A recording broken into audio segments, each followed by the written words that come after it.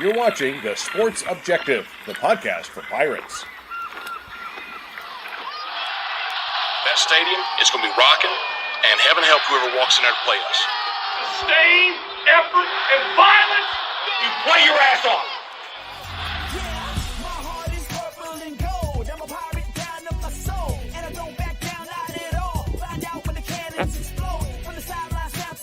You're watching the Pirate Preview on The Sports Objective. Join us every Tuesday night on YouTube Live as we're joined by beat writers and other media members as we take a look at what lies ahead for the Pirates.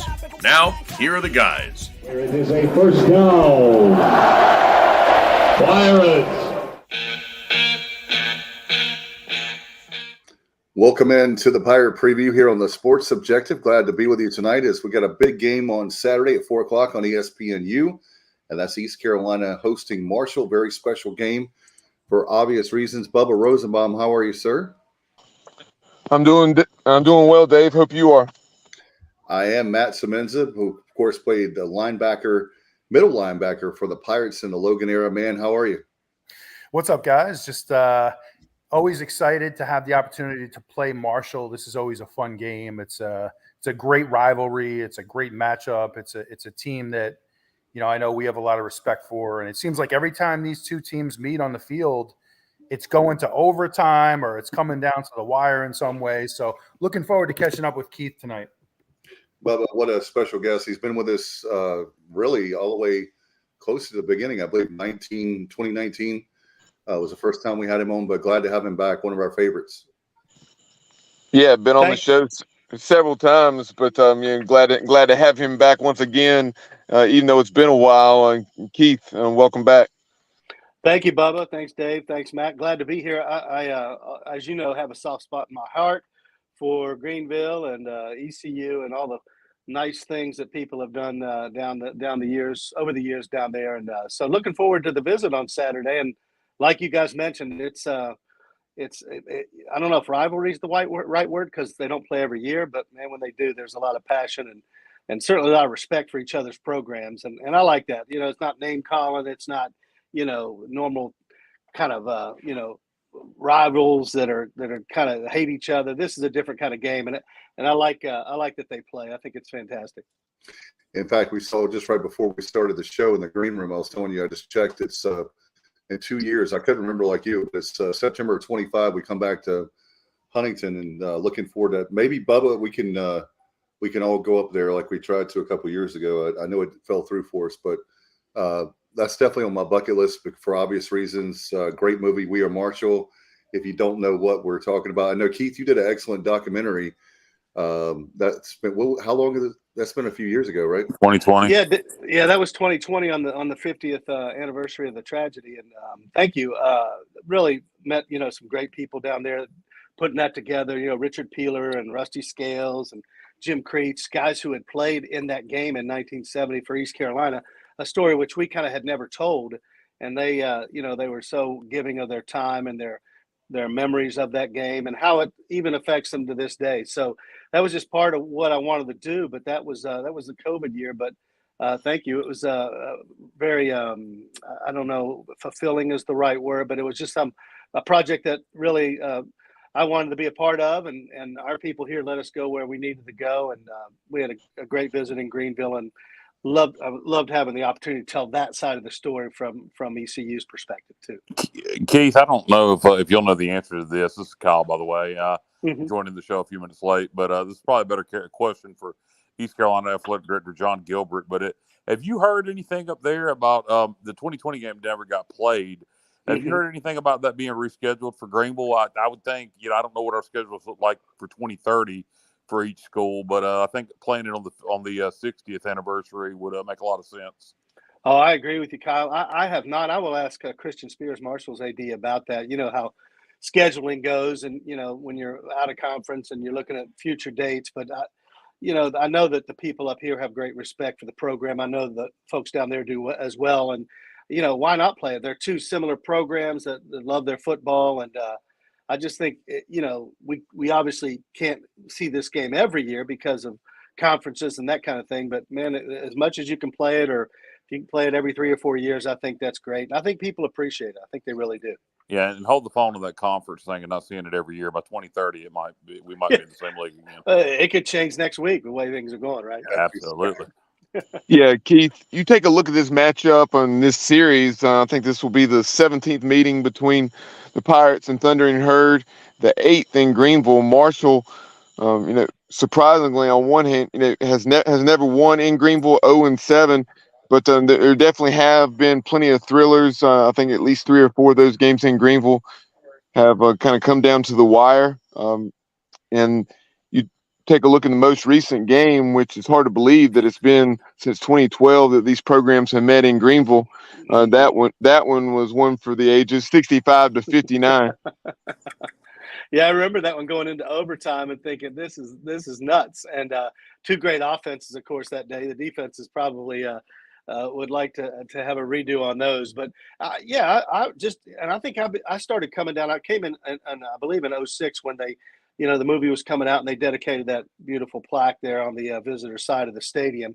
And I have been to each game since that has been in Greenville, and of course the ones in Huntington, and I've seen Chris Johnson play, and I remember him up here turning the corner against Marshall, and I'm thinking to myself, and I watched Randy Moss play, and I said, man, that's about the fastest cat I've ever seen in this stadium. I mean, he was so fast, and then come to find out what he did at the combine, and then later in the NFL. So it's got great players, great history. The thing I always tell people, with the history of the program and the tragedy is that's the same stadium. The footprint is still exactly the same. Now, obviously, the improvements at Dowdy-Ficklen are unbelievable. To me, it's like a mini SEC atmosphere, and I asked some of the Marshall players about that today. And one of the guys, Trent Holler, used to play at ECU, and now he starts on the offensive line for Marshall. And he said he had told some of the Marshall players that haven't been down there what to expect. But yeah, that the improvements to the stadium are obvious, and it's a tremendous atmosphere. But that same stadium sits exactly the same spot where, Marshall and ECU battled in 1970. So there's a lot of symmetry to this series, and it's really looking forward to watching it. I just think it always lives up to the hype. Keith, in present day, as we look at things, and again, I joined late, so forgive me if this has already been talked about. But the Albany game this past weekend, I watched a lot of that on ESPN Plus. Ali looked fantastic. Mm-hmm. What I got from Marshall out of that ball game is they had a very basic game plan.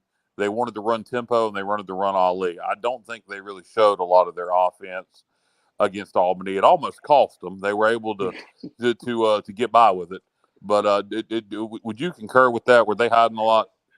I think so. They wouldn't tell you that openly, right, Kyle? But they do have a really good quarterback. That Albany quarterback was the real deal. Reese Poffenbarger. He could run and he can throw, and they knew that going into the week. But I don't think I saw that would be my game plan right now. Mason Garcia and Flynn can both run. I'd be doing a lot of zone read against you guys. Yeah, I mean he got out the gate there a couple of times, and he's effective throwing the ball on the run. But in that game it was kind of weird. The first play from scrimmage, Rasheen Ali went 73 yards. One of the receivers got a holding call after Ali was 10 yards past him.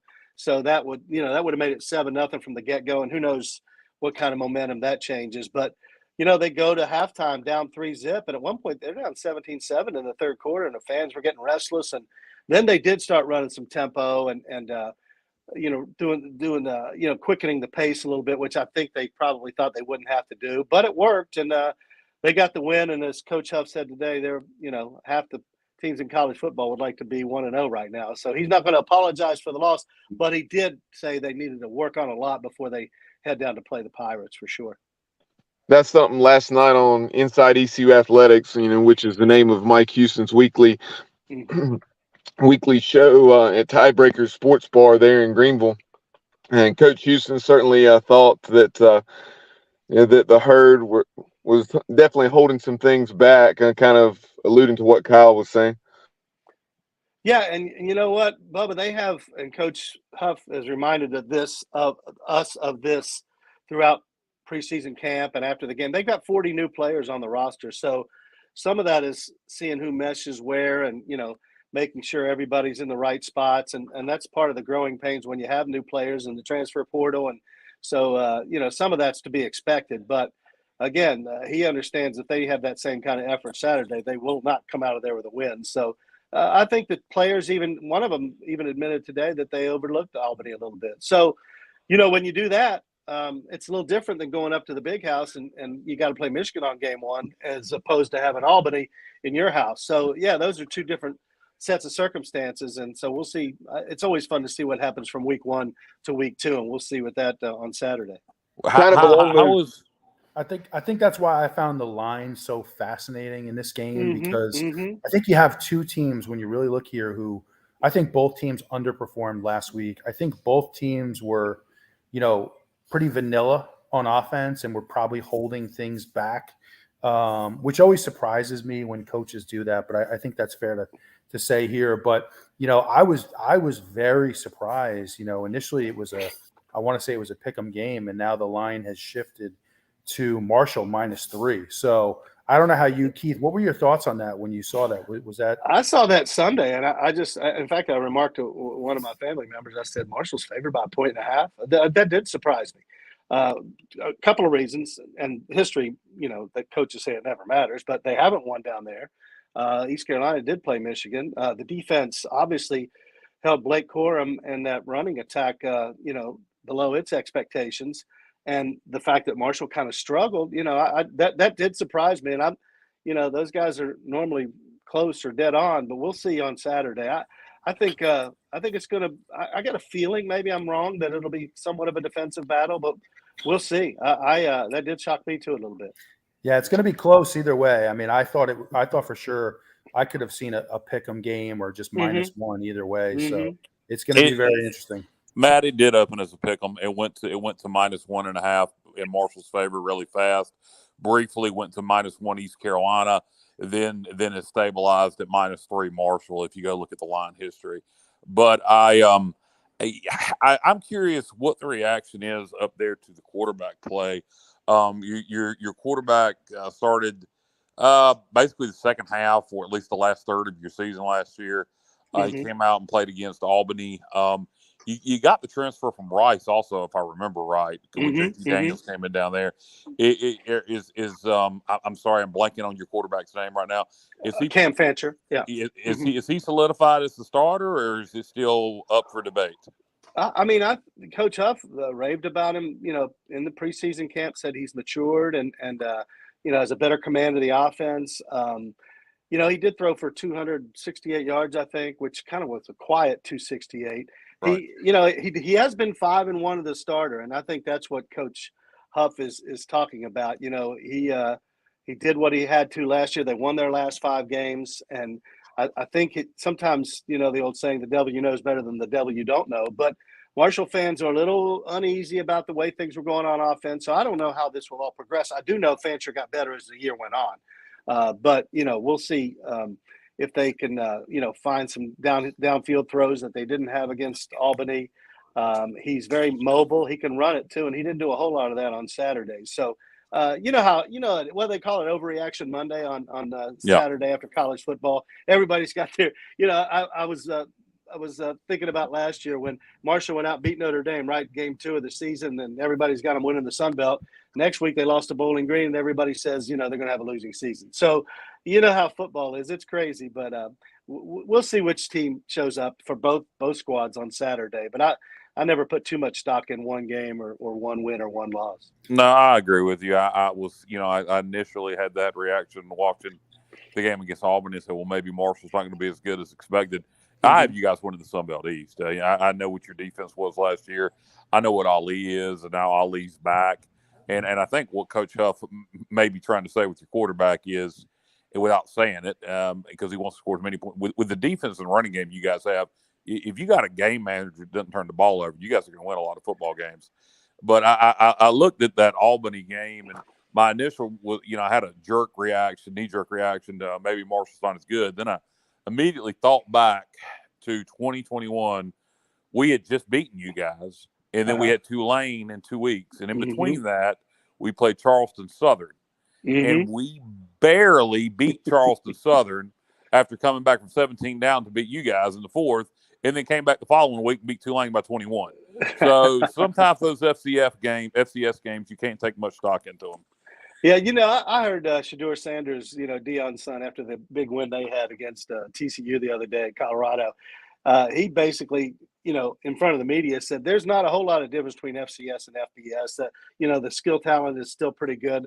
The depth on the lines of scrimmage is a little bit different. But, it's just the truth. If you know how football is, if you don't get everybody, rowing in the same direction, I don't care who you're playing, you got a chance to get beat. And especially if your players in the back of their minds aren't 100% fully committed. And that's, I think, the nature of playing a team like that, as opposed to you guys going to Michigan and playing in the big house. So, yeah, I mean, all that matters. Kids are kids. They're 18, 19, 20 years old. They read the papers. They watch TV. They see what's going on with everybody saying, oh, it's going to be a blowout. And sometimes that translates to how they play. And that's just human nature, right or wrong.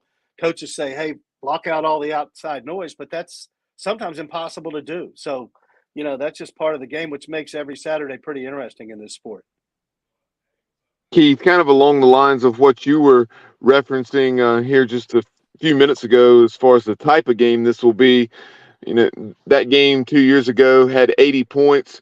The over-under this week is 44.5, and I definitely I would not be shocked if we hit the under. I could see this being 21-17 type of game. See, 2009. Yeah, I think you're right, Bubba.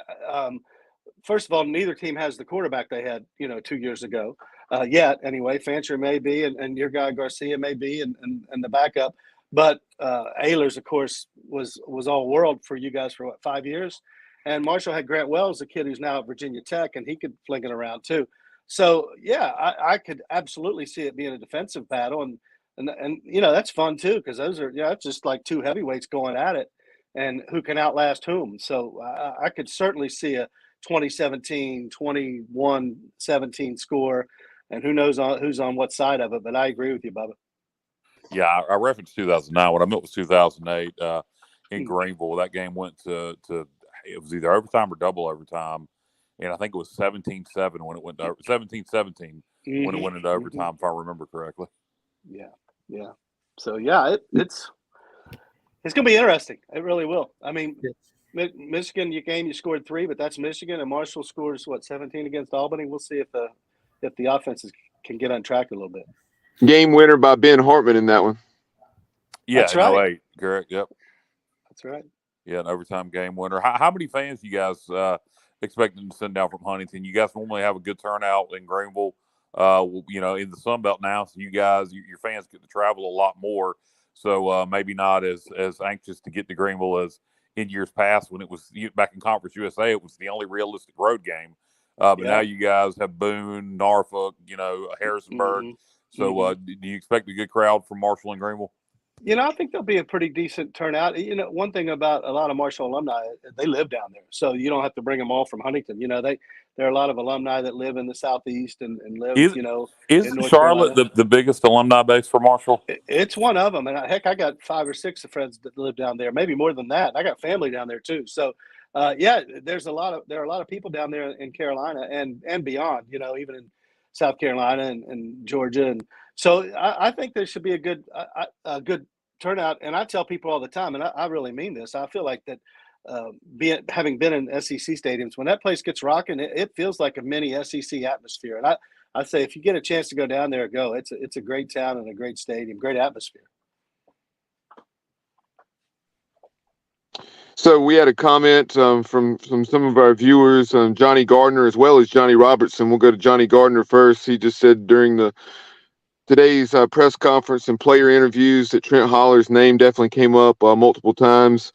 And then he said this is always a good matchup, as we've referenced. And then Johnny Robertson said that against Albany, Marshall definitely used the bubble screen very effectively, and that Albany played very well but missed too many tackles.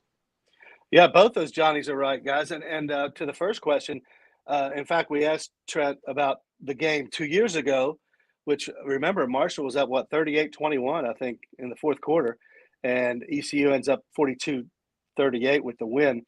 And one of Marshall's other players, Owen Porter, he's one of their great defensive players.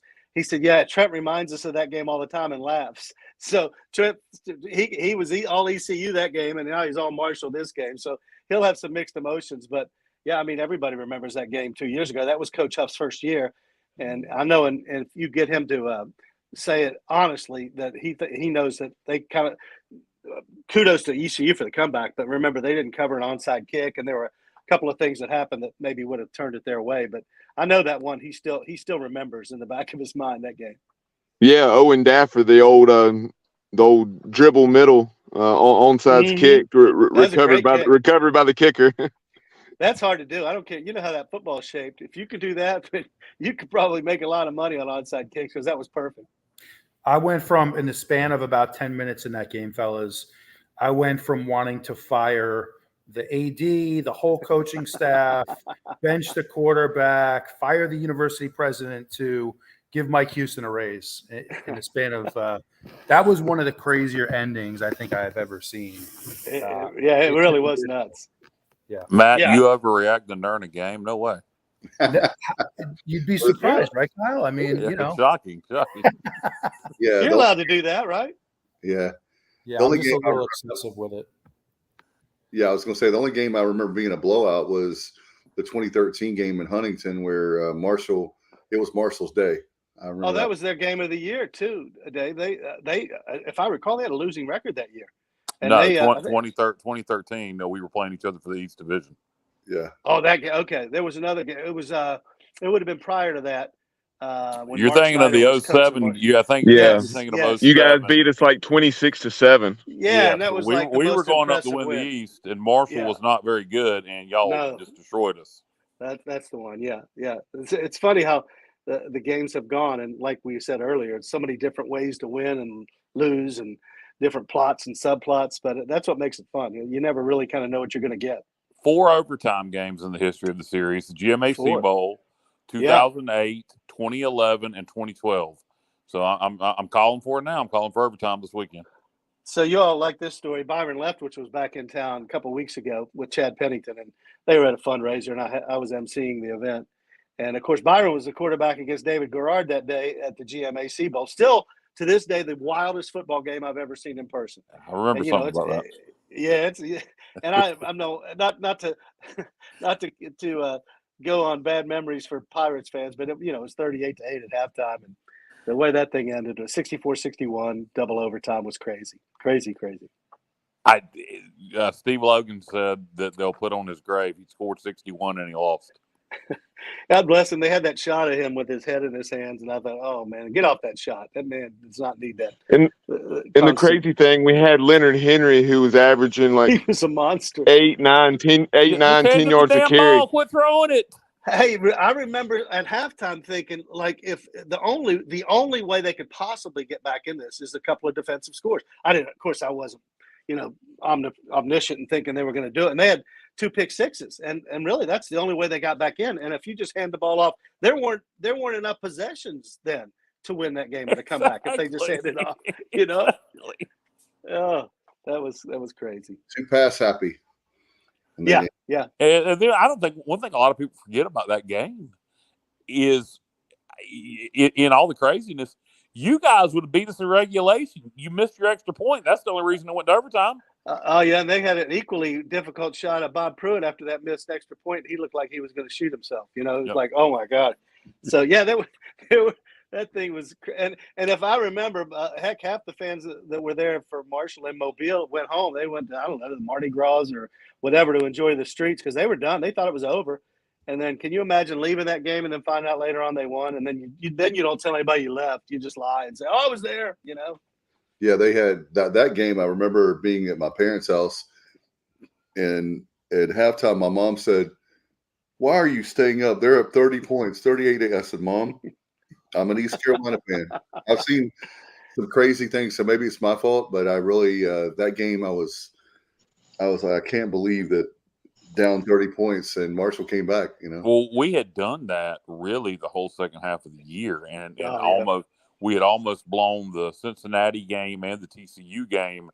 And I'm trying to remember one of those two games came down to a field goal that either TCU Cincinnati.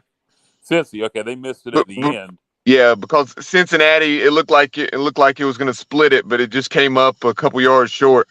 Yeah, so we almost done it against TCU and Cincy. We jumped out big on them, and then they came back, and then we did it. We did it one more time against Marshall, and it finally bit us.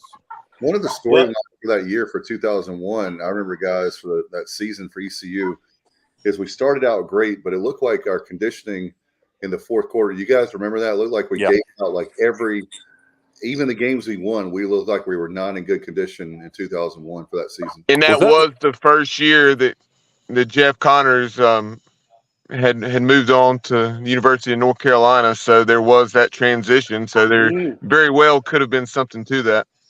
Yeah, that's back when they didn't pay strength and conditioning coaches what they do now. Now I think they realize their value, and so a lot of them make a lot of money now. Yeah, that's an excellent point. It would be obviously, at this point, but it makes no difference. But it would have been interesting to see how that season, if it would have been 6-6, had Coach Connors been in the fold. No, well, I can go ahead and tell you right now, Bubba. No, I think we would have probably won at least 8 or 9. I agree with you 100%. And Jeff Connors, and Matt can tell you all about Jeff Connors. He was a hell of a strength and conditioning coach, particularly under the Logan day, and he did a good job in a Ruffin. I don't like the way things ended with Jeff Connors and Ruffin McNeil, but Connors did way more good at ECU than he ever did bad. No question. So I know you're coming down on Saturday. Are you doing it? Are you doing any stories about Greenville or ECU this time? I don't know if I'll have time, Dave, because we're going to, because of our high school schedule on Friday, I'm going to just get up early with my guy and we're going to head down in the morning. So I won't have enough time. And the way the game is situated, what we're going to do is send back first half highlights for our 6 o'clock sports, which will be about halftime, 5:30 or so. And then do some post game and send that back for the 10 and the 11. So it'll be a quick turnaround, but I will enjoy all of Greenville that it has to offer in the little bit of time I'm there for sure. No doubt. We're looking forward to it. I tell you what, we need to do whatever we can to extend the series because after, like Kyle said, we have the game at 25 at Huntington. Maybe we play that game. We've got plenty. By the way, I checked. I thought I was right, but 25, 26, there's a whole bunch of openings that we have available. So I don't know about the Marshall side of things, but East Carolina has holes, shall we say. And it's not easy. I thought we were pretty full until 28. No, we've got a hole in 25, 26. But it's unfortunately. Dave, you mean to tell me, Dave, that none of these P5 teams from North Carolina will play little old ECU? No, Matt. They won't play us anymore, and it's going to take legislation to make that happen, and we're just not ready to do that at this time. So we're just going to cower down to them and say it's okay. Yeah, 25. How about Virginia Tech, Kyle? Will they play us? Virginia Tech. Well, you know what? They might. They got. I don't think that AD's still there now. Or maybe he is. If he, but let me tell everybody. Yeah, pretty sure Whit Babcock is still there. Well, he's horrible. He's freaking horrible. Look at the state of their football program, and just keep on enjoying playing Old Dominion instead of us. That's fine. Hey guys, they come to Huntington this year. 2 weeks after this. Yeah, I got it. It's easy to see. Tech actually comes to Huntington in 2 weeks after Saturday, and God, I wish it was next weekend. That way, maybe you'd be looking ahead. Yeah, the plot twist is Tech starting quarterback is Grant Wells, who of course was at Marshall when you got 2 years ago. So there's a whole lot of side stories going on with that one too. Yeah, that's Herd in that one. Yeah, pulling but hard. You guys gotta promise that you just make it up in 2025. Just put it down in your phone, a little reminder. I'll tell you what.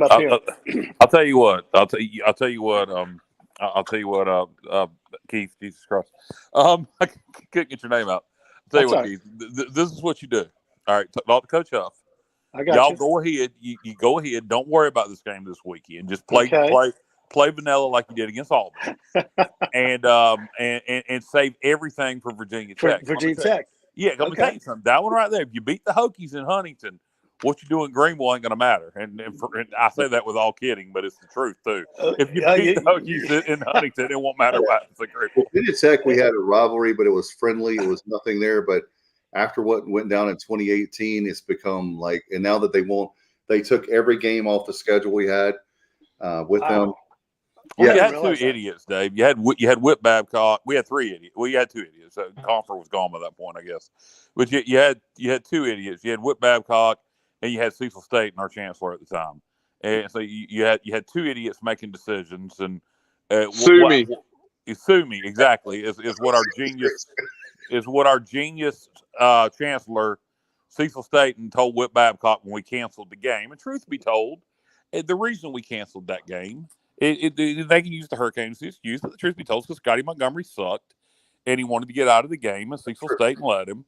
But, it is what it is. But Whit Babcock shouldn't have punished the whole university and athletic department and used that as a reason to quit playing East Carolina. But anyway, that's not your fault, Keith. It makes too much sense. So I'm with you guys. I mean, the more I see this crazy, diabolical conference realignment, it's like, man, the more times you can just play somebody and maybe take a bus ride or at least a short flight, just do it. I mean, fans love it. It makes more sense for the athletes. Just do it. Sometimes we overthink this thing, I think. What's the reaction up there to the Sun Belt? You guys have been in the MAC. You've been in Conference USA. Now you're in the Sun Belt. What's the reaction, do you think, amongst, how does it compare in terms of the fans to Conference USA or the MAC? I think that, without a doubt, I think I'm speaking for the fans, that it's a much better fit geographically. I think Marshall kind of considers themselves a southern school, even though it's the northernmost school in the Sun Belt. But you have teams that Marshall knows about, Appalachian State and Southern Miss and Old Dominion and all these teams that you can kind of get to. James Madison, they used to play in the FCS days. So everybody can relate. And I know this just because Conference USA had some good teams, but my God, you're going out to El Paso, you're going out to Houston. I mean, it just didn't raise any excitement in terms of rivals. So the fact that they're down there playing, and to be honest, the Sun Belt takes its football seriously. You guys know that. And I think it's been a win-win throughout the whole league for them. And I think that that's the reason they tried to get out as quickly as they did, because they realized, hey, this is going to jumpstart people's excitement again. And it's already created some good natural rivalries, even with schools that they haven't played before. Well, hopefully we can get most definitely series beyond, like we talked about, for you guys. And I'm looking forward to it. Excitement is definitely when we got I heard people at the Big House talking about, even which is cool. Here we are in a great environment, but I overheard people talking about how much they were looking forward to Marshall coming to Greenville because of we talked about, it's not really a rivalry, but it's a special game. Yeah. So that made me feel good to hear people talk good about the game. And I think it is a rivalry, Dave. I think you can have a respect rivalry without it being a hate rivalry. And I do think it's a rivalry. I want to beat Marshall just as bad as I want to beat NC State. I just don't hate them. Well, that's what I'm saying. It's different. Even the guys that I was telling you about from the 70 team, they say, except for when we play Marshall, he goes, we're Marshall fans every Saturday. So, I mean, it's cool to hear. And again, the commitment to putting that tribute up in the stadium. There's so many things that are good about the game. It'd be great to keep it going for sure. I agree. It needs to keep going. And from an East Carolina standpoint, and you guys are in the same conference with them, but we don't have the tie with something like the plane crash. We have a very similar relationship with Southern Mississippi. And East Carolina needs to get those guys back on the schedule. And there's times like what we talked about with, not to get it on tangent, but there's times like what Kyle's talking about where, and I know you alluded to it earlier, Keith, with we can't play teams every single year like a Marshall or Southern Miss, but they should be sporadically, or put on the schedule every 2 or 3 years. We should be going to either place. Yeah, I agree, because fans don't even sometimes think ahead, and they might look at the future schedules and see 26. Oh, East Carolina's coming to Huntington, or Marshall's going to ECU. That's a great game, and I haven't heard one person say, "Why play this game?" And you hear that a lot from fans, right? But no, I think universally, at least from this side of the rivalry, it's people welcome it and they respect the program. And what can you say more about a college football game than the fans respect each other and love the game? No, 100%. That's the way college sports should be, and regional. Yeah. Early on in this conversation, Kyle referenced Rasheen Ali, the 6 foot, 210-pound, tremendous running back. And Mike Houston just raved over him today, just saying, he said, I know some folks won't believe this, but obviously East Carolina saw tremendous running backs in week 1 at Michigan with Edwards and Corum. But Rasheen Ali is right there, perhaps even better in Coach Houston's opinion. And, 18 for 137 and 2 touchdowns against Albany. Tell us more about Rasheen Ali, and then also a couple of the other skill pieces. And you had Chuck Montgomery, receiver, 5'10", 190, 6 catches for 80 or 85 yards, and then big tight end Cade Conley, 6'4", 240 pounds, out of Michigan, 7 catches for right at 80 yards. Yeah, but those guys are all 3 of them were huge factors in that second half where they finally put it together. Ali's got a great story. His dad was an avid boxer, and Rasheen grew up as a boxer. And he said it taught him a lot about footwork and being on your own with just you, mano a mano, if you will. And then he played sparingly in high school, which is why he didn't get a lot of offers. He was out of Cleveland area. And when he got to Huntington, Doug Chapman, who was a former NFL running back, played at Marshall with Chad Pennington back in the day. He said, watch number 22. This guy's going to be a star.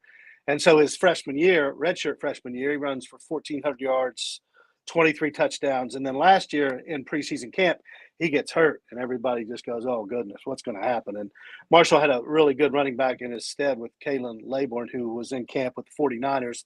He got cut, but he still ran for 1,500 yards. So obviously they didn't have much drop-off. But for Ali now, he's been much more mature in camp. Coach Huff has raved about him. He said it's so much easier now to run without this brace. And he's a big-time talent.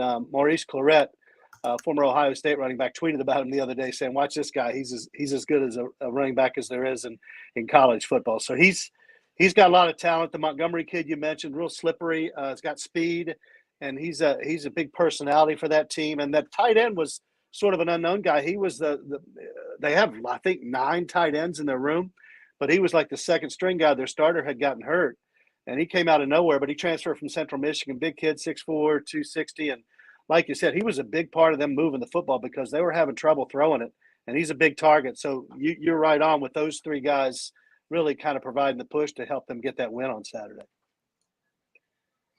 No doubt. And we also had a comment from our friend B. Pace in the media, and he says, I grew up in Beckley, West Virginia. My dad grew up listening to your dad, and Keith Brown was my neighbor in Beckley. Wow. Brian, thanks for saying that. That's where Dad started, and then we moved up here in 68, and then he took the job at Marshall, and then, of course, in 70, the plane crash. But he loved Beckley, considered Beckley his home away from home. He's from Newark, New Jersey originally. And Tink Brown was a heck of a basketball player at Marshall, so I got a lot of love for Beckley. I was born there, so thanks for saying that, and really nice to know, and thanks for listening and pointing that out. How far is a geography question? How far is Beckley from Huntington? Only like an hour and 45, right down 77. So it's an easy drive. Yeah. All right. Not at all. Okay. Well, we're looking forward to it, Keith. I'll tell you what, I appreciate your time. As always, you've been great to us over the years, and hard to believe we've been doing this for over 5 years now. Yeah. This every single time. How can people follow your work? And I know up on the screen we have, I'm trying to get used to saying X or Twitter, at Keith Morehouse. But how can people get in touch with you as far as your work? Well, they can do that, or they could just email me. It's keith.morehouse@wsaz.com. And WSAZ.com is our website, so we put our stuff up there, and we'll have our East Carolina stuff up there through the week. And we'll send some down to our friends at WITN, which is also a great station. So we have a great relationship with them. And so thanks, you guys, for having me, Dave and Bubba and Matt and Kyle. I really appreciate all you do and the kind words you have to say about the Thundering Herd. And I'm looking forward to Saturday and hopefully seeing you guys down there. I hope too in the press box. Maybe one day we can get Kyle up there where you can actually meet him. So that's the deal. I'd love to meet you, Keith, but I will not be at the press box. well, I'll meet you on the tailgate lot somewhere. I told Patrick I was going to do something with him or say hi to him before the game. So I'll see if I can find you guys. All right. Take care, man. Have a good one. Hey, thanks, guys. Appreciate it. Thanks, Keith. Take care, my friend. Bye-bye. I appreciate Keith a lot. He's been great to us. In fact, in the COVID year, you remember, guys, when that's where the idea for Bubba had for the inside slant came about. And, man, Keith was with us for about every single week of when we first started that show 3 years ago, really out of necessity because we had really no football to talk about for the No, Marshall was one of the hottest stories in football in 2020. Yep. As they started the season off, there was even, because of the conferences that weren't playing, there was some early scuttlebutt about could Marshall be a playoff team. And their season they had a good season, but it kind of tailed off in the second half of it. But, yeah, I remember that well. And Keith is great, man. I mean, it just goes perfect with him representing Marshall. That is, even though he doesn't work directly for Marshall, he works for a television station there in Huntington. It's cool to have. That's the kind of dude that if you're an East Carolina fan, you expect to run into from Marshall. He's just a good dude. No doubt. Glad to have him on. In fact, he'll be with us. Well, he'll be there at the game. They told us at 2:30 on Saturday. So they're driving down early on Saturday morning. So you can find Keith around the stadium for sure. Guys, I know, Bubba, we had a comment from, was that Thick Poppy? We did. He was talking about the crowd this Saturday for the Marshall game. Just saying, he said, "Go Pirates. Hey, fellas, what are your attendance projections for this game?" That he's thinking around 45,000.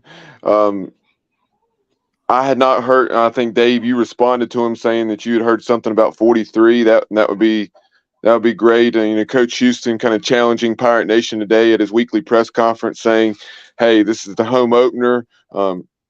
We have an excellent football team, excellent regional opponent in Marshall. No reason we shouldn't have a full stadium." My guess would be, I was thinking, 41, 42,000, somewhere in there. If we get to 45 or more, great.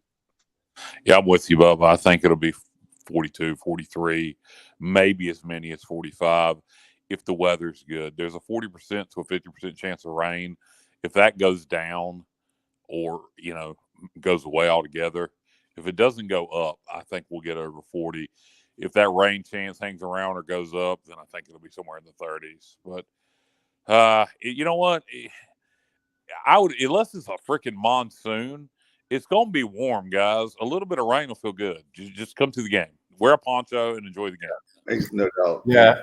Anything under 43 would, for me, be a disappointment personally. Yeah, and that's another thing, by the way, guys. No doubt. Is that Mike Houston, Bubba? It wasn't intended to be, but yes, it could. We've said it enough jokingly, but yes, I guess it kind of was that. Yeah, no, I will say this, and I don't mean I want this or think it's okay, but I do really. If it's gonna rain, we won't crack 40,000. I would be shocked, unfortunately. Yeah, and that's one of the things we're going to have to do. People keep talking about conference realignment and all the different the big conferences they want to be in. Well, it's kind of hard to be in a big conference if you can't sell at your stadium or get anywhere. Really? It is? Well, sure as hell didn't hurt SMU or yeah, I know by SMU, but what I'm saying is we need to have every. Yeah, it's one of our strengths. We can't make our media market bigger. Yep. So we need more people. Those friggin' Pirates? How about those? Mike Houston with a cameo tonight. Thanks, Coach. Either that or Bubba has Tourette's. Oh my gosh! And here's a question from Elliot. He's asking, "Hey Dave, what happened to Marty on the sidelines? I listened to the game Saturday, didn't hear him. Did he leave ECU? Thanks."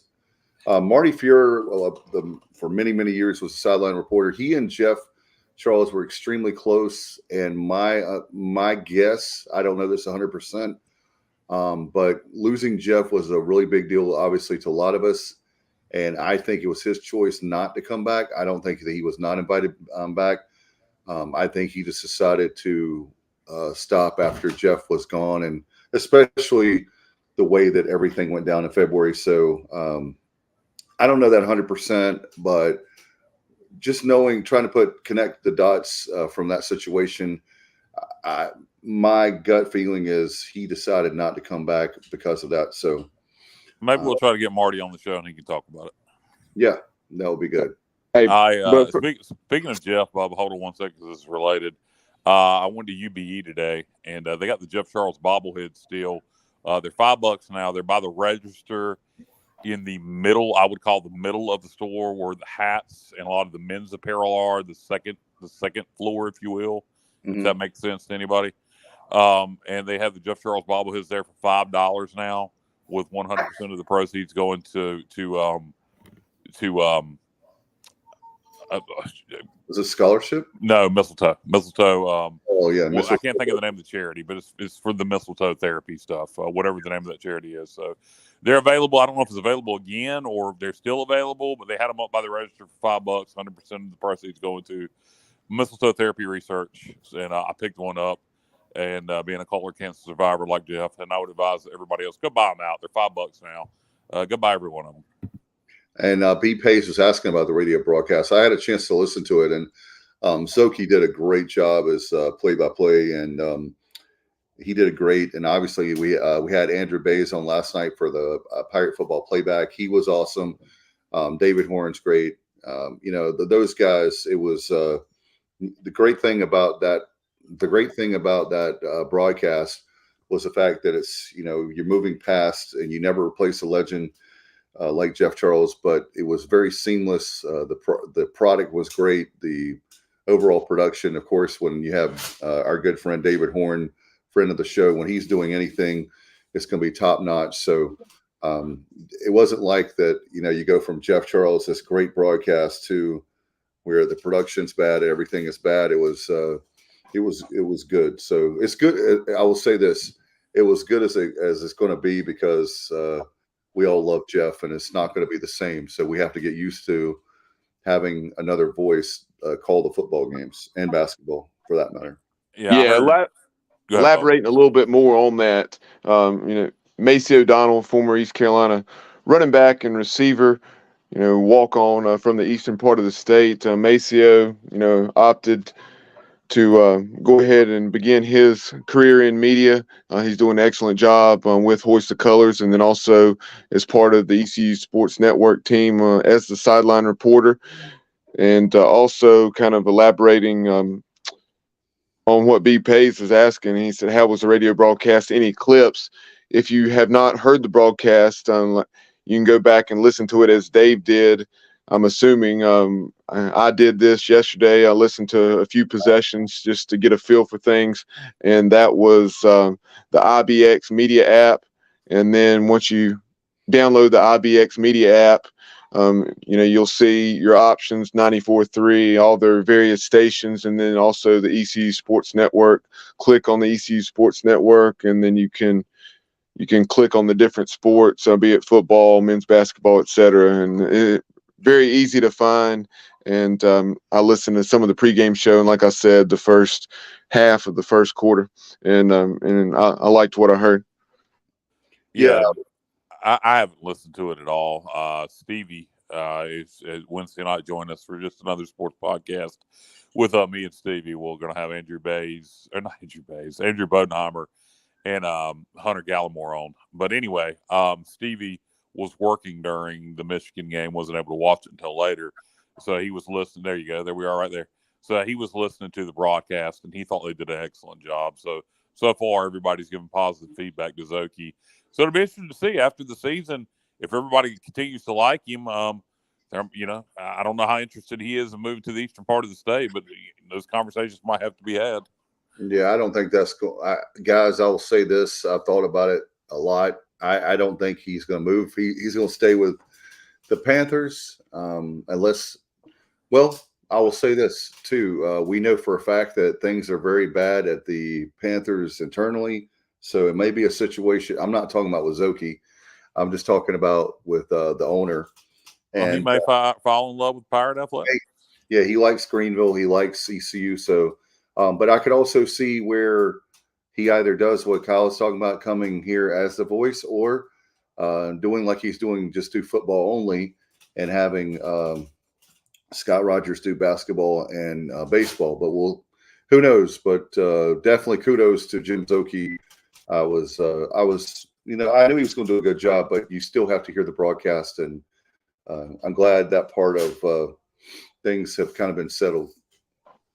Yeah, kind of getting back to the game. Sorry, go ahead, Kyle. I was going to say that after this season, if he doesn't want to do it full time, we need that face. We need a permanent kind of fixture, a new, a new voice of the Pirates, even though there'll never be another voice of the Pirates. But you know what I mean. You need that constant, in my opinion. So if he doesn't want to do it full time, then I think we move on to somebody else. And we have someone that we haven't even mentioned on the show that wants the job. So Bubba does, yeah. No, so I wish I was talented enough to be able to do play-by-play. I think I could handle the color analyst side of things, but certainly not play-by-play. But a few more comments on YouTube. Elliot Jameson said, as far as some of the shirts that they were doing to raise money for the scholarship at the ECU School of Communications, he said, do they have any of those available from the Pirate Radio kickoff party is what he's referencing. I do not know if they do. I've just called 252, was it 317-1250? I believe that's Pirate Radio's number, and just search their number and give them a call. And then also Robert Dedrick said, are we expecting a low-scoring defensive game? The over-under for the game in Vegas, 44.5. So yeah, that's pretty low scoring. I think we're all at a consensus that we think it will be, a 21-17, 24-20 type of game. Which Not means so it'll fast, be 45-42. I'm a little correction. I did not mean to speak for Mr. Semenza. Go ahead, Matt. Thank you, B. Rosen. I'm a little different on this one. I think, this is just one theory that I have. You saw two offenses last week that underperformed. We know we have talent at East Carolina. Things obviously didn't come together up in Michigan like we had hoped for. I think watching Marshall, they picked up their offense in the second half. That's more who they are. And they were still vanilla. They were holding back. So I think you have two teams that have a lot more to offer offensively. And I think you're going to see some points. I wouldn't be surprised at all if this thing went over. So just another way to look at this. All right. By the way, I've got a breaking news. It looks like, guys, that B. Pays is coming out of retirement. He was the voice of the Lady Pirates, which I remember very well. B. Pays in 95 and 96. So there you go. He's our guy. B. Pays, we would love to have you. Sure. Let's do it. Let him know. Send your resume in, bro. You're right there in Raleigh. You could definitely be the voice of the Pirates, and the Beat 95.3 in Raleigh, doing very well there. So check him out there. And I know, by the way, B Pays that maybe you can hook all of us up to go to see that. I know that LL Cool J show is coming up here pretty soon.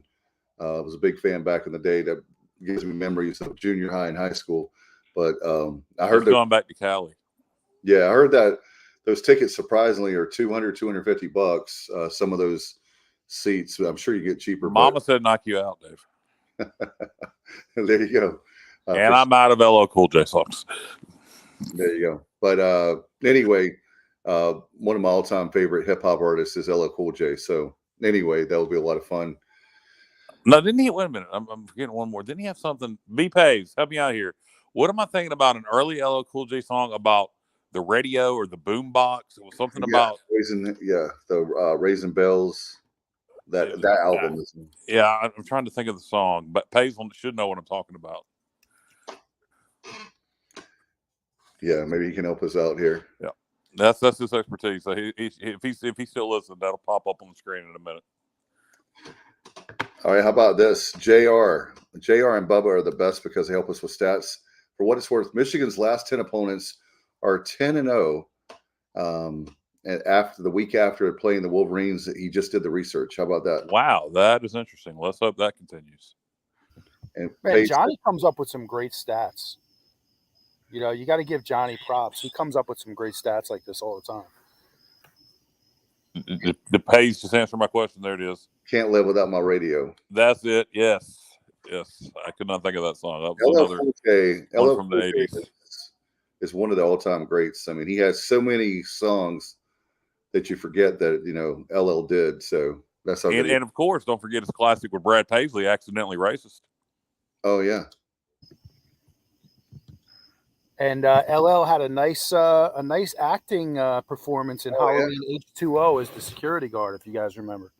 Hey, where we thought he got killed there, but then he turns out at the end he's still alive. You guys, Kyle, you're a Halloween fan. You remember that? Which movie did you say? Halloween H2O. LL Cool J was the security guard. It's been so long since I've seen H2O. My favorite of the Halloween series, I love the Jamie Lloyd trilogy, 4, 5, and 6, as you would imagine. But Matt, the Jamie Lloyd trilogy, do, buddy. Do what? And I know why. Well, that sounds kind of creepy out of context there, but keep in mind I was her age at that time. But those are my 3 favorites, and so I've seen H2O. Obviously, really thought the sequel to H2O was horrible and a disgrace because the ending to H2O was really well done, and then they just totally whatever the one was after that with Busta Rhymes, which was god awful. They just totally acted like the ending to H2O. They cut off the wrong person's head instead of Michael Myers. It was so stupid. Yeah, it was a horrible ending. And just to put some context to that, guys, my joke about Jamie Lloyd, she's grown up to be a very pretty woman. So indeed, so we're talking about the current version. Yeah, please. I'm glad you elaborated on that. Hey, by the way, on that. Yeah, her real name is oh God, my brain's not working again. Danielle Harris. Thank you. Yeah, Danielle Harris. And she grew up to be a knockout. By the way, I want to mention real quick, Bubba, we'll get back to football, I promise. The LL Cool J song I could not think of it was kind of like a ballad, I Need Love. I don't know if y'all remember that from the late 80s. I Need Love, y'all. Yeah. Yes. But anyway, go ahead, Bubba. I'm sorry.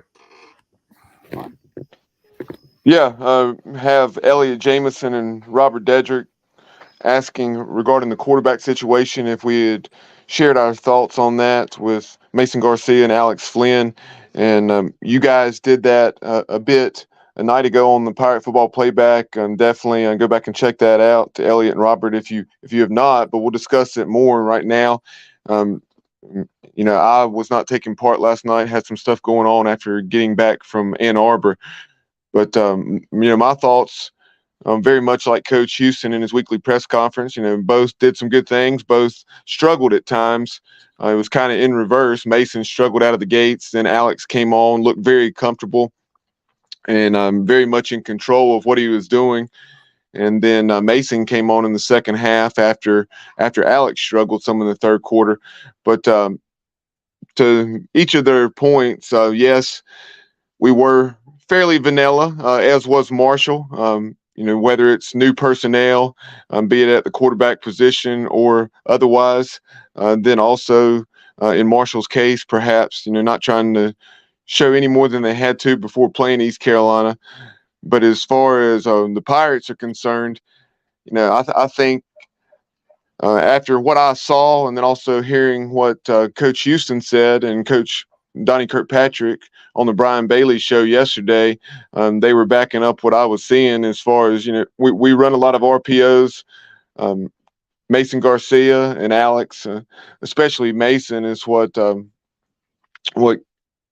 DK referenced, and that is just that, they were understandably not wanting to make that big mistake. So as a coach, you tell them to err on the side of caution, and that means handing the ball off. So sometimes instead of handing the ball off, they should have been pulling it and throwing the football.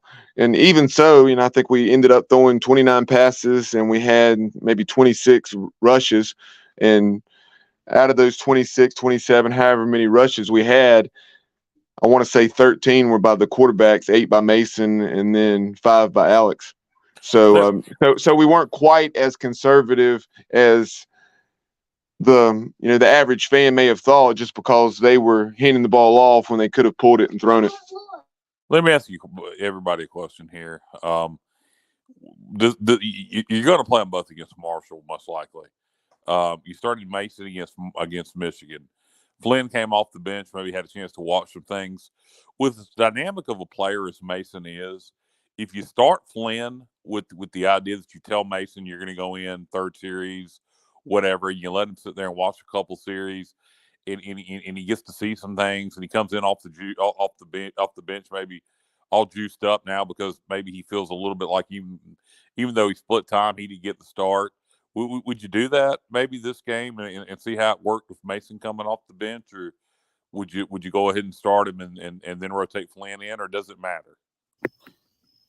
I personally think it's harder to come off the bench. I really do. I mean, that's my feeling on it.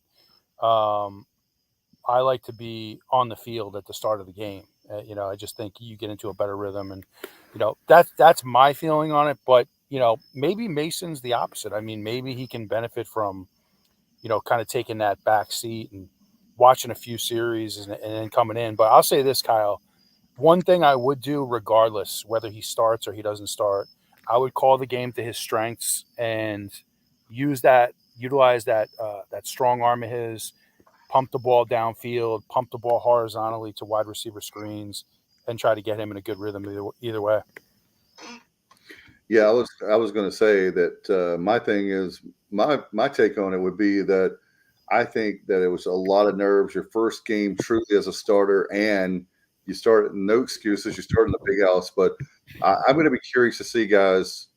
My curiosity would be, Matt, you talk about it all the time, and I know Bubba would say the same thing. You improve the most probably game from game one to game two, but the first or second week. But I'm curious to see, how does Mason Garcia react to what I would argue is more of an even game versus a game that that you're a huge underdog in? That's my thing. And it's your first home game, so it's not the intimidation of playing in the big house or on the road. Bubba, you were a quarterback. Do you think there can be any benefit from sitting and watching a couple series and coming off the bench versus starting, or are you in the boat with Matt where you'd rather be starting no matter what? There's certainly no substitute for getting out there and actually executing the offense, but at the same time, there definitely is a benefit to it because that was something that the Coach Logan did pretty frequently. He would have, be it the David Garrard and Bobby Weaver situation in '98 when David Garrard was a redshirt freshman, or the situation, where you bring Danny Gonzalez in for a series here and there to allow Marcus Crandall to see it from the sideline, or he would do the same thing with Richard Alston and David Garrard. So I definitely think there's some benefit to it. Whether it's allowing the starter to see it from a different perspective, or because that backup, number two, brings something else to the table, much like the case was with Rob Cass and Patrick Pinckney. And you referenced a good recall on your part yesterday, Kyle, as far as that. That system was mainly used between Pinckney and Cass in 2007, but in 2008, when Patrick Pinckney was not performing well at all in a home game, what ended up being a 30-10 win against Memphis, the Pirates may not even win that game, much less by 3 touchdowns, had it not been for Rob Cass coming off the bench and having the hot hand. Yeah, no, exactly. And that's what I'm saying. You can win with a 2-quarterback system. We did it in 2007 and a little bit in 2008. And, and back, you mentioned Bobby Weaver and David Garrard. Before Bobby got hurt, when we were using that 2-quarterback system, we were 5-1. So if done correctly, hey, we'll even go more recently. 2015, if people would have left Ruffin alone and quit bugging him about starting James Summers, and they would have just kept starting Blake Kemp and bringing Summers in off the bench, I think Ruffin doesn't get fired at the end of that year. Amen. Despite what old shithead wanted. I didn't want summertime, but that's. I didn't mind summertime. When it was the right time. One of the smartest calls I ever heard from the 5th quarter was by an old man from Virginia. I don't remember his name. It was during that whole situation, and people were calling in saying, They better start James Summers next week. This was after the SMU game when he came in off the bench and brought us back. And, Virginia Tech than SMU. And an old man called in and said, I wouldn't start James Summers. And Clip or whoever asked him why. And he said, because we're 2-0 starting Blake Kemp with James Summers coming in off the bench. If it ain't broke, don't fix it. And, I think people overthink things a lot.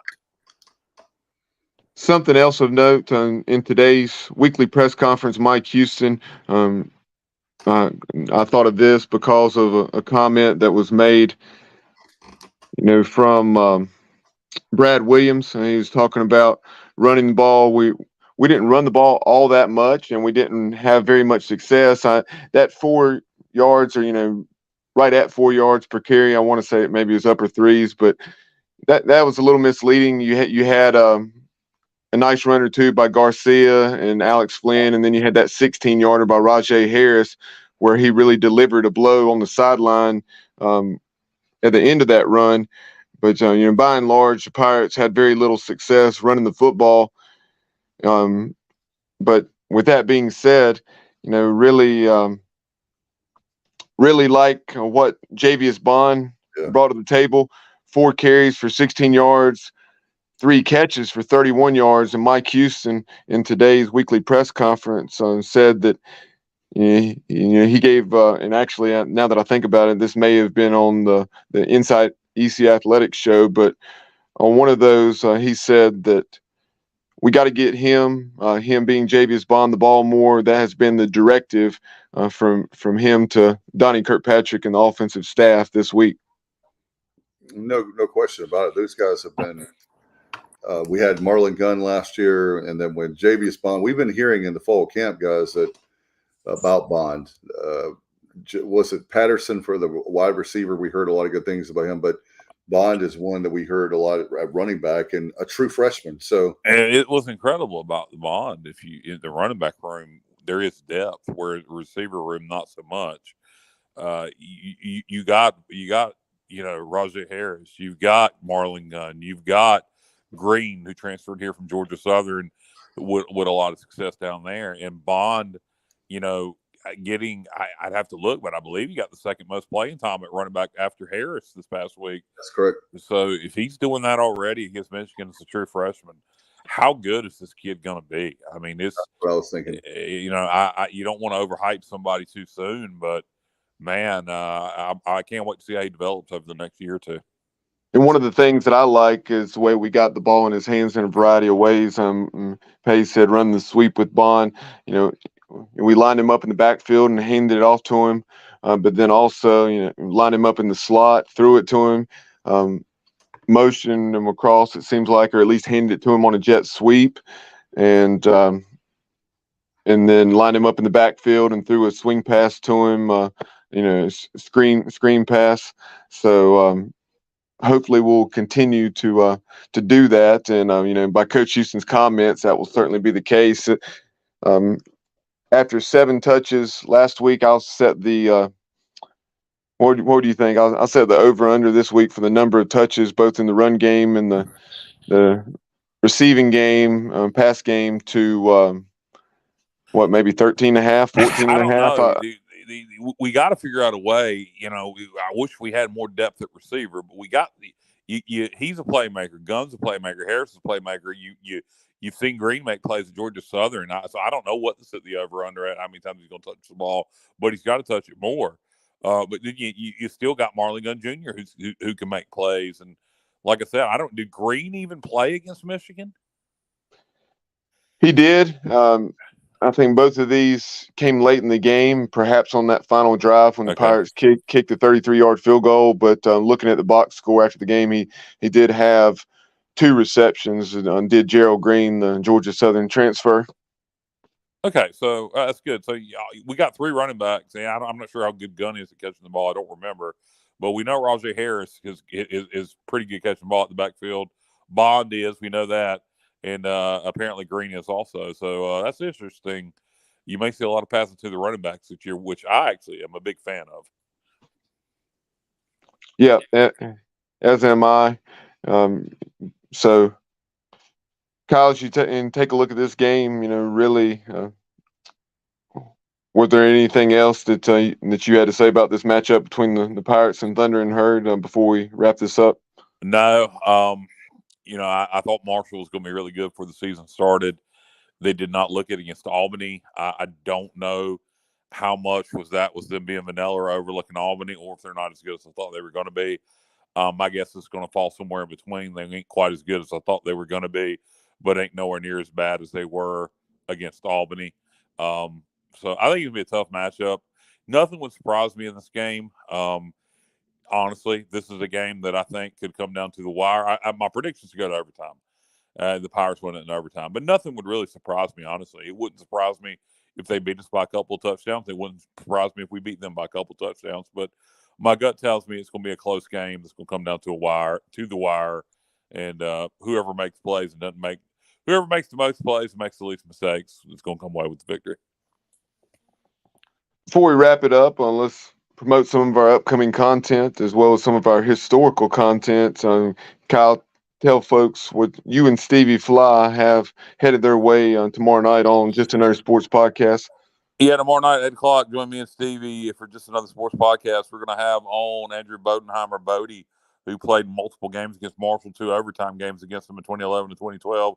So we'll talk about his memories of playing the Thunder and Herd, and we'll also have former ECU wide receiver Hunter Gallimore on to talk about his career at East Carolina. So join me and Stevie tomorrow night for Just Another Sports Podcast as we talk East Carolina Marshall, we talk East Carolina wide receivers, and just talk college football week 2 as a whole. Taking a look at some of our other programming, last night we had an edition of Absolute Empowerment, tremendous conversation with Jeff Connors and T-Cop, Terrence Copper, former Pirate wide receiver, who also went on to a nice career in the NFL with the Chiefs, Saints, and I think other teams. But definitely go back and check that out. Of course, now you're watching the Pirate Preview. Tomorrow, in addition to Just Another Sports Podcast, we'll have Sonny and Semenza with their Week 2 picks.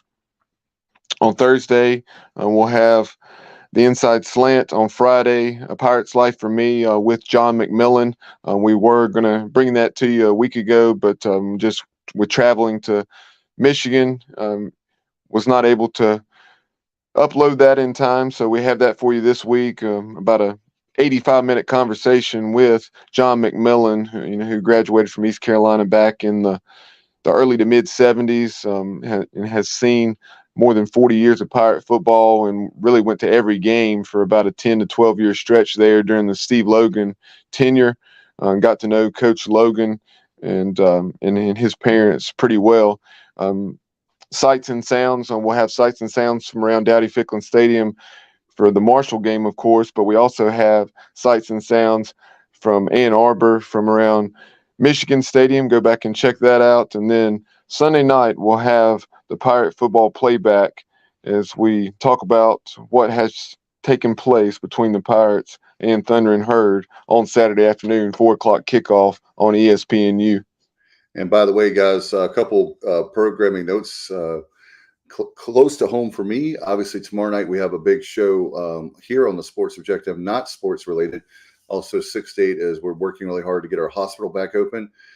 So we'll make sure that you tune in for that. Or if you know anybody that lives in the Williamston, Martin County area, let them know about that for sure. And then Friday night football, we have Martin County football hosting Southside, the Chocowinity area folks. So looking forward to that. Our very own Charles Smith and legendary North Carolina High School Athletic Association Hall of Famer and ECU coach as well.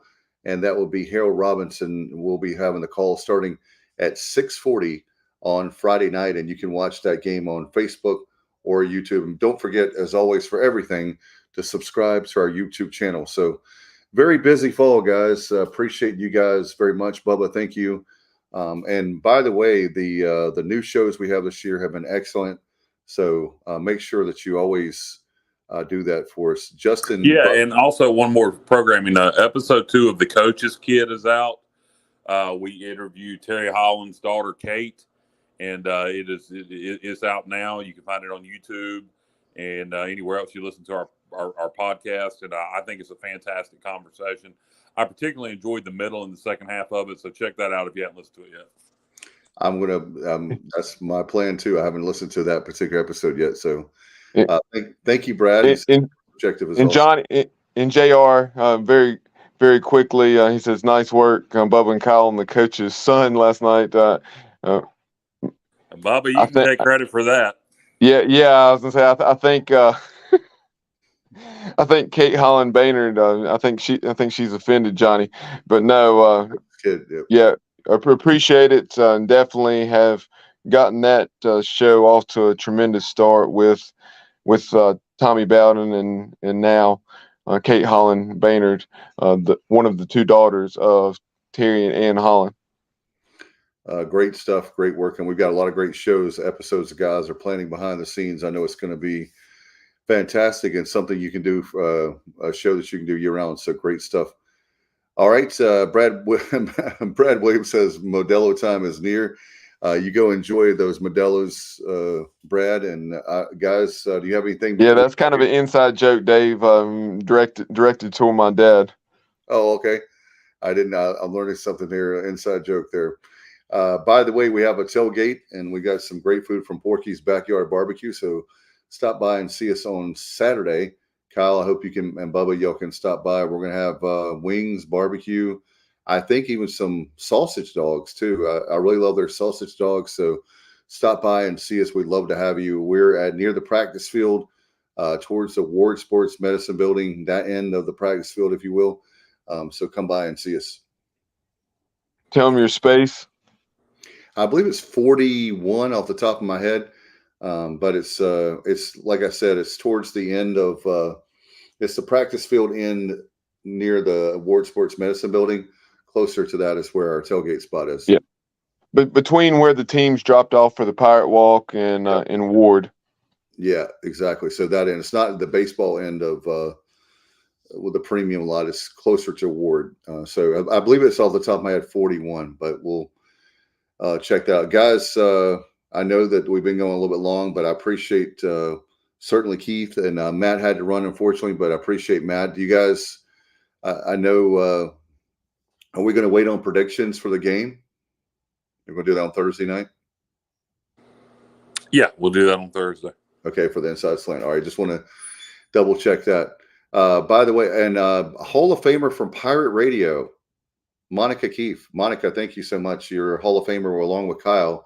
Appreciate your insights every week on the. As a matter of fact, I was driving back on listening to the fifth quarter after the game on Saturday, and it was really cool. I told my mom, I said, this is really cool that you can listen to the fifth quarter. We got such a long road ahead of us to get back to home in Williamston, north of Greenville, but it was nice to have the fifth quarter. It made me feel like I was at home, as corny as that may sound, driving home. It was good company for sure on the road. All right, guys. Do you have any final thoughts before we get out of here? Not a thing. Just ready for Saturday. Going to be a lot of fun. Get your tickets, 1-800-DIAL-ECU. Let's make Coleman Spain and all the great folks in the ticket office who do I tell Coleman all the time, they have a thankless job. They do an excellent job with tickets. Make sure that you call them. Let's make them work hard, and let's I would love to have a sellout. I know it's probably not going to be a sellout, but what else are you doing if you're a Pirate fan on Saturday? Come out and support the Pirates, 4 o'clock on ESPNU. Of course, great job again by Jim Zoki with the Pirate Sports Radio Network. And, of course, Kevin Monroe will be back with a home game on Saturday. David Horn and Macy O'Donnell as well. So make sure that you check them out on Saturday. All right, guys, appreciate it very much. We'll be back. The guys have it tomorrow night for Just Another Sports podcast. And, of course, Sonny and Semenza and much more. Keep it right here. You've been watching the Pirate Preview on the Sports Objective and listening as well right here. Good night, everybody, and go Pirates.